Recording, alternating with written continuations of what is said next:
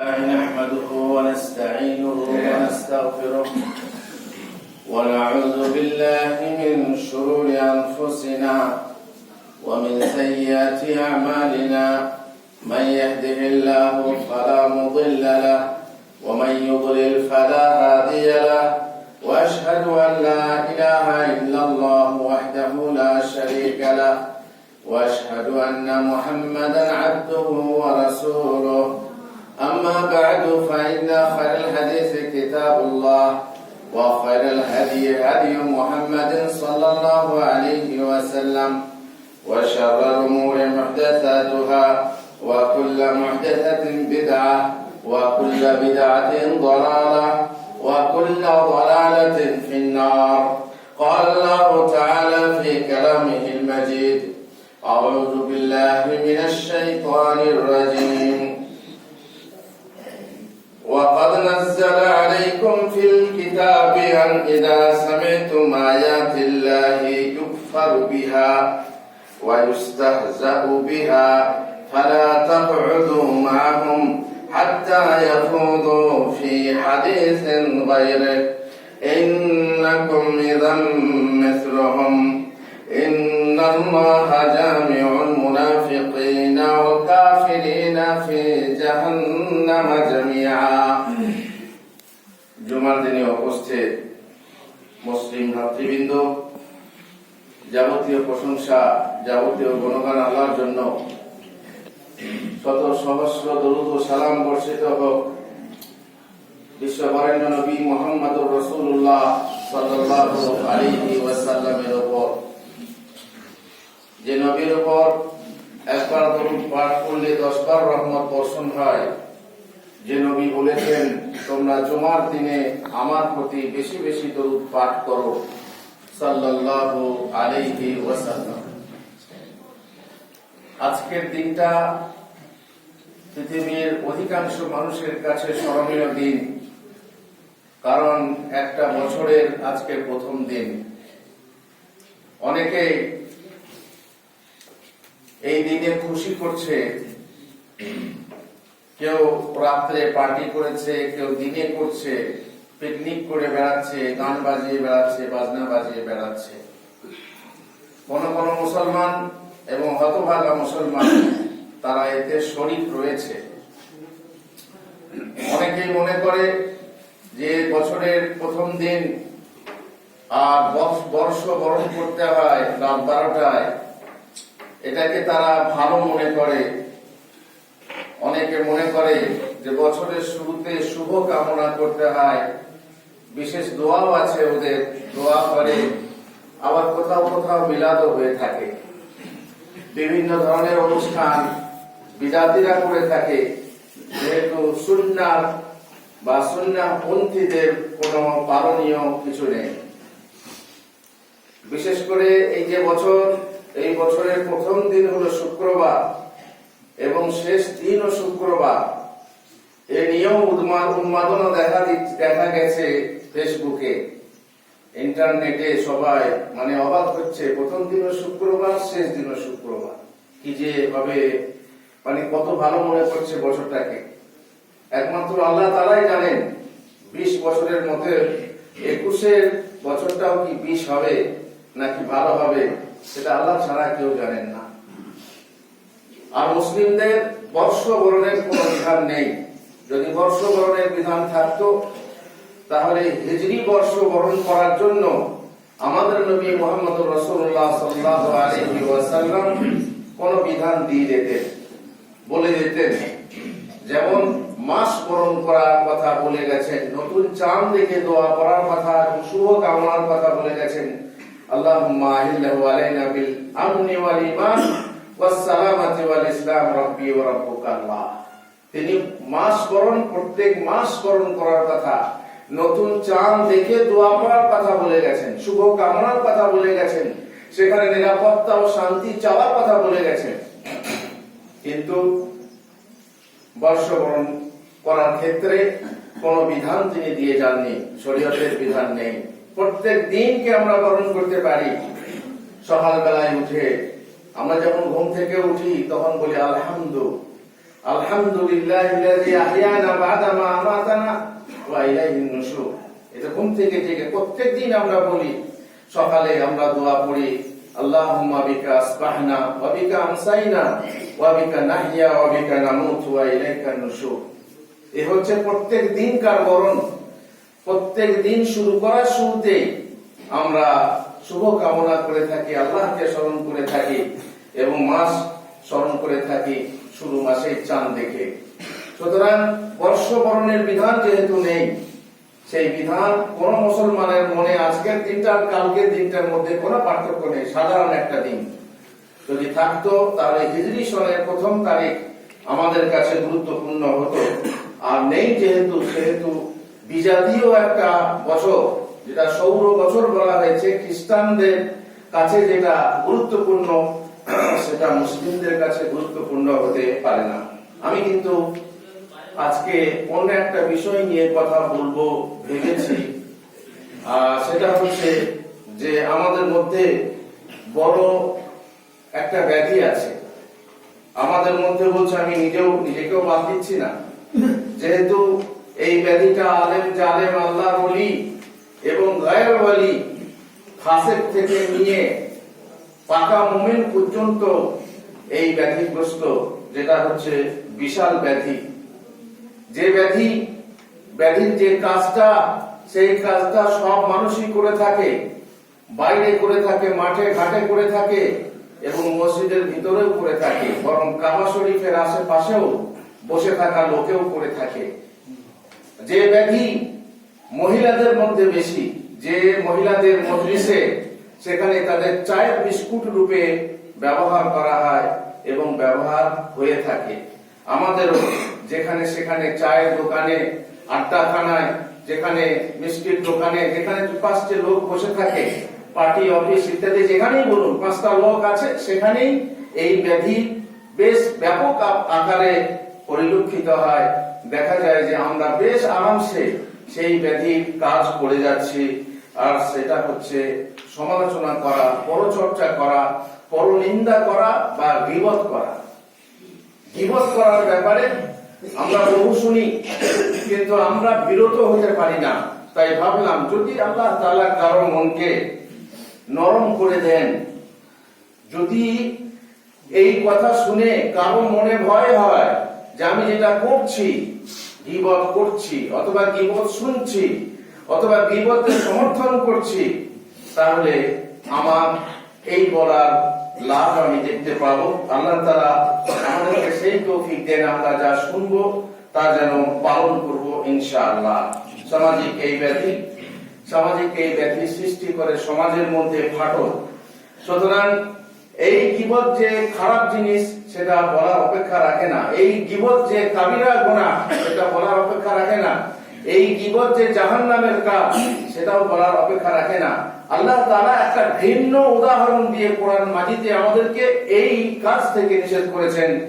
আল্লাহ বলেছেন, ইয়া আইয়ুহাল্লাযীনা আমানু ইজতানিবু কাসীরাম মিনাল যান। হে ঈমানদাররা, তোমরা অধিক ধারণা থেকে দূরে থাকো। ধারণা থেকে দূরে থাকো। আল্লাহ তাআলা বলেননি কুধারণা থেকে দূরে থাকো। আল্লাহ তাআলা কেবল দান শব্দ ব্যবহার করেছেন, ধারণা থেকে দূরে থাকো। আর সেই ধারণা সুধারণাও হতে পারে, কুধারণাও হতে পারে।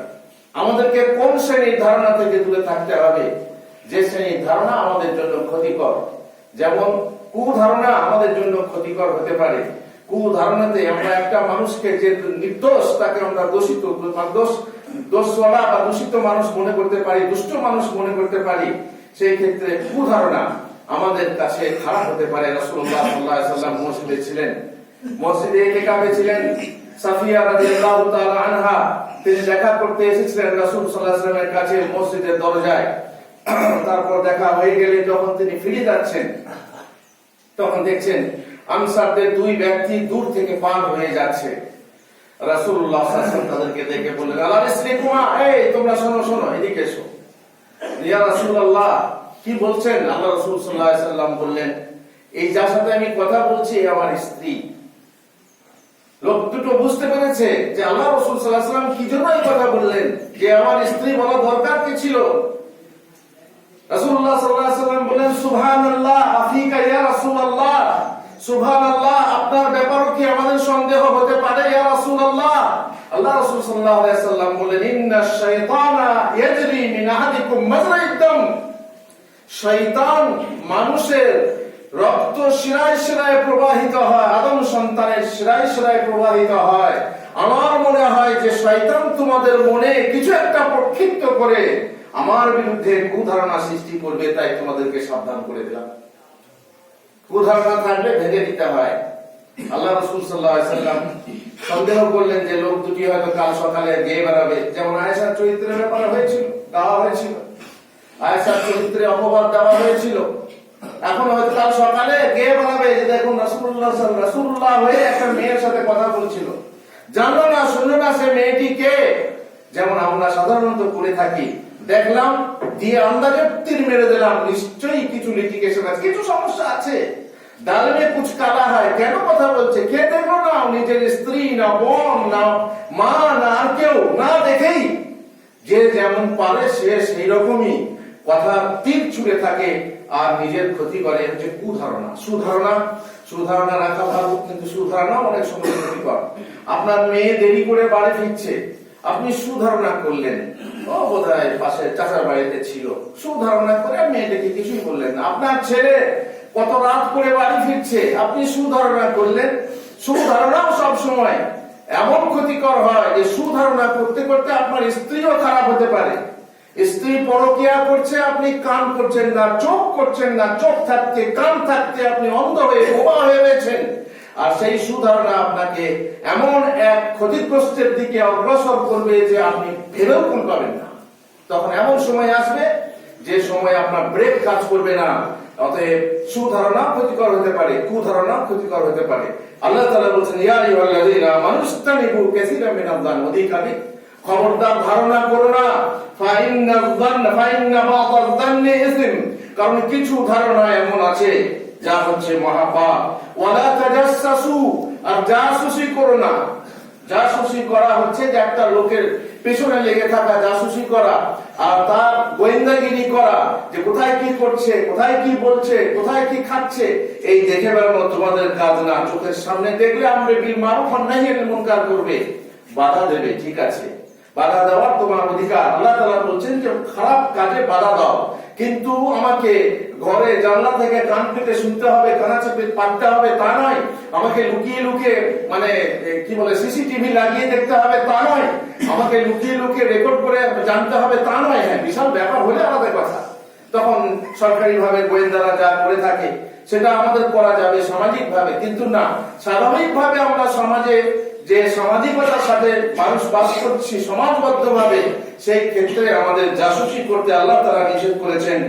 আর আল্লাহ তাআলা তারপরেই বলছেন, ওয়ালা ইয়াগতাব বা'দুকুম বা'দা, তোমাদের একে অপরের যেন গীবত না করে, একজন অপরজনের পেছনে যেন গীবত না করে।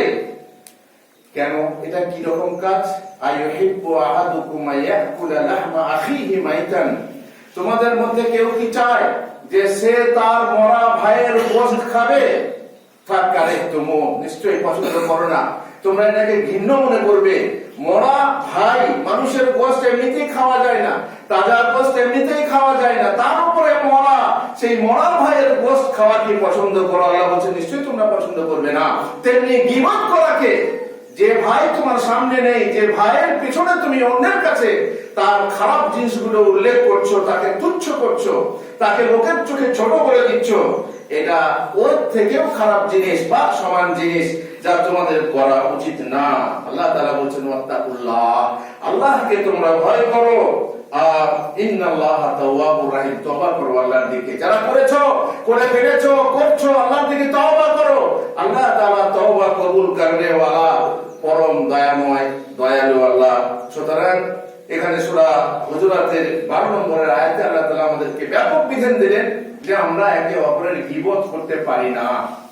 অথচ আমার ধারণা মতে পৃথিবীর বুকে সবথেকে যে পাপটা বর্তমান ঘটে থাকে এবং ভালো থেকে কালো পর্যন্ত সমস্ত মানুষ যেটা করে থাকে, প্রায় ডেইলি করে থাকে এবং ডেইলি বেশি আকারে করে থাকে, সেটা গীবত ছাড়া অন্য কিছু না। আপনি খেয়াল করে দেখবেন সারাদিনে যদি আপনি হিসাব নেন, যেখানে দুটো তিনটে লোক জমায়েত হলেন, সেখানেই দেখবেন শুরু হয়ে গেল অমুক মৌলানা, না হয় অমুক অমুক গাড়ি করলো কি করে, অমুক গাড়ি করলো কি করে, অমুক এ করলো কি করে, অমুক মেয়েটারে, অমুকের মেয়ে, অমুকের ছেলে, অমুকের বউ ছাড়া কোনো কথাই নেই।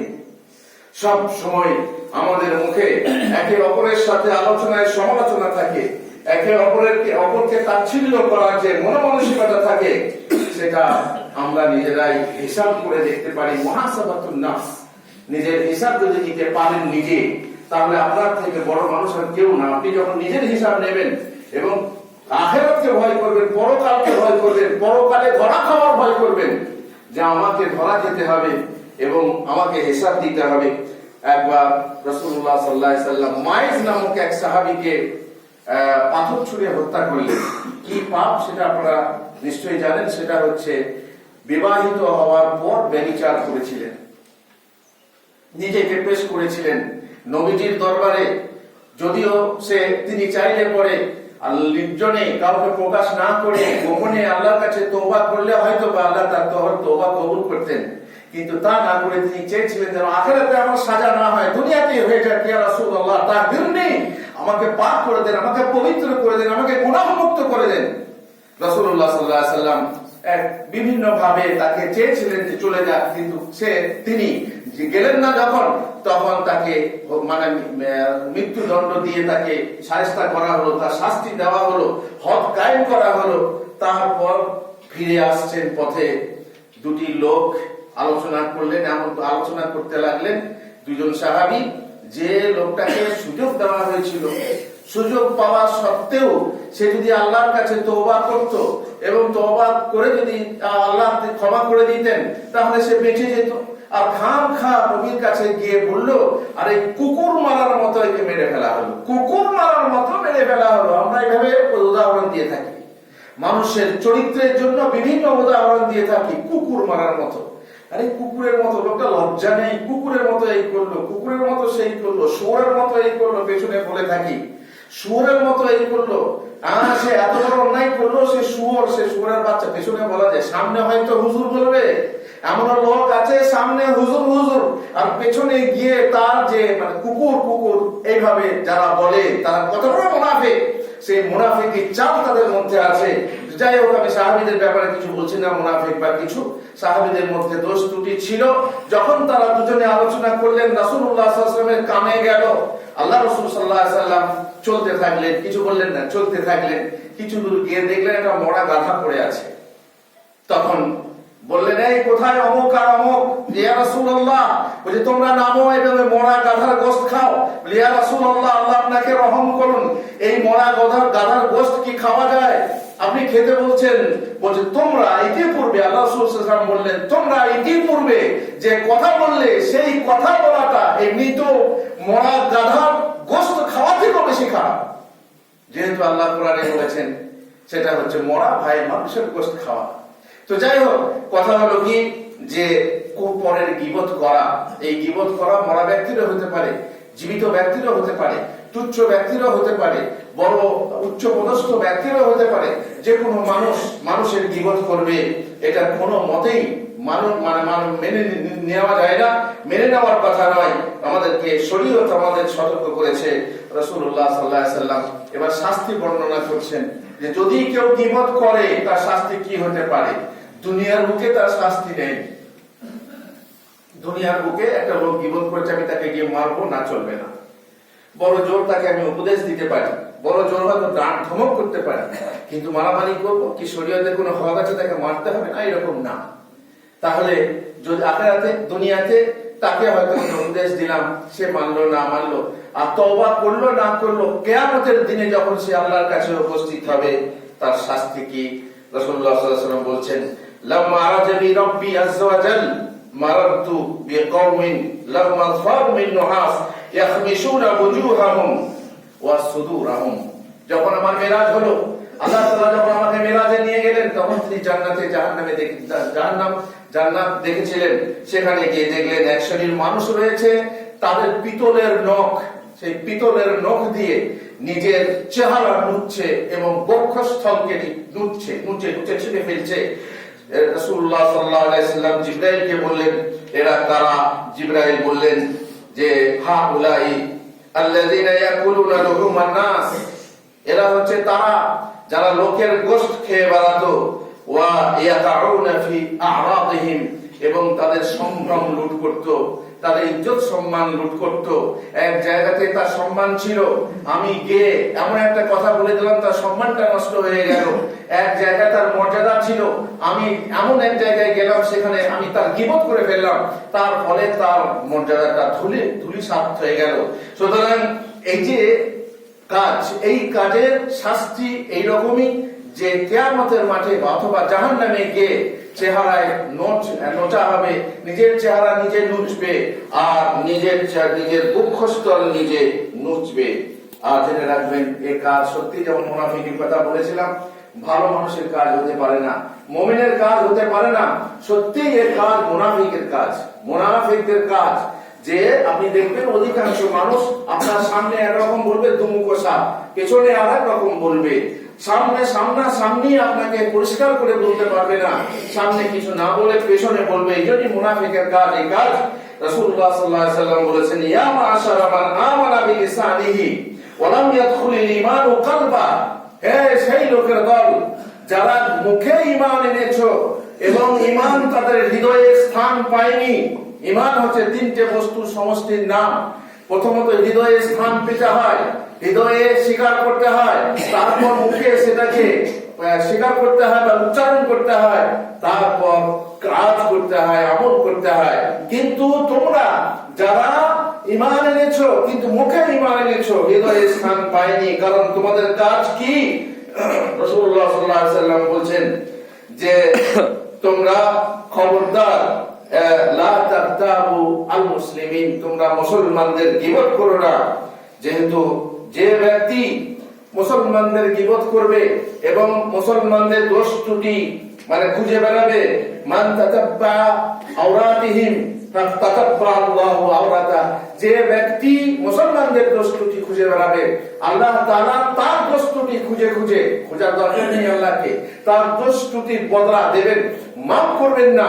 এমনকি হাত্তা ইয়াফদাহু ফি দাখিল বাইতিহি, হাত্তা ইয়াফদাহু ফি দাখিল বাইতিহি, যদি ঘরের ভিতরেও থাকে, সমাজের সাথে না মিশে, কোথাও বাইরে না যায়, ঘরের ভিতরে থেকেও আল্লাহ তাআলা তাকে লাঞ্ছিত করবেন। তার শাস্তি দুনিয়াতে গিয়ে মানুষের সামনে আল্লাহ তাআলা তাকে লাঞ্ছিত করবেন।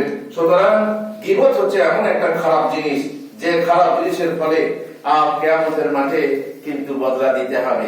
গীবত যদি আপনি কারো করে থেকেছেন, আপনি ভাবছেন বেঁচে যাব, তার কাছে হয়তো পৌঁছেনি, গীবত যা করেছেন তার কাছে খবর পৌঁছেনি, তাহলে আপনি বেঁচে যাবেন, আপনি তার কাছে ভালো হয়ে থাকছেন। অবশ্য অনেক মানুষ আছে যারা বলে না, আপনার কাছে গীবত শুনেছেন যে হ্যাঁ, যে আপনি তার গীবত করেছেন, সে কিন্তু